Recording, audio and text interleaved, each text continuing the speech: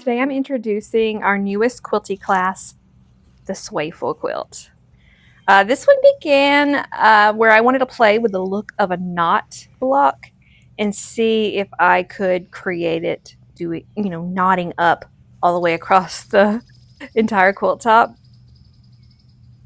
As the blocks rotate and connect, the design begins linking, from block to block, creating that woven effect, that moves across the whole quilt.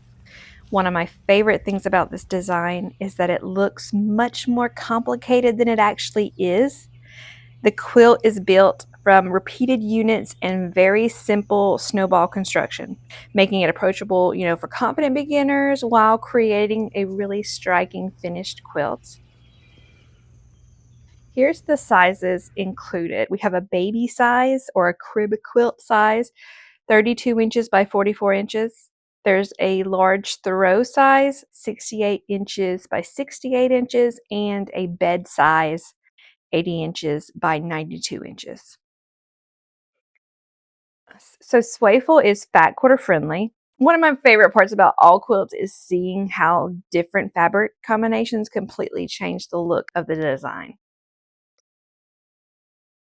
The border quickly became one of my favorite parts of the quilt. Rather than feeling separate from the design, it continues the movement all the way to the edges and helps frame the quilt up. Inside Quilty Class, we'll make the quilt top together step by step.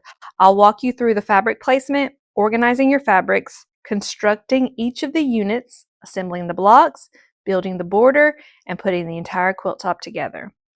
The Swayful pattern is included with this class, and there's no special rulers, templates, paper piecing, or curved piecing. We're talking traditional sewing only. If you'd like to make Swayful with me, come and join us at Quilty Class.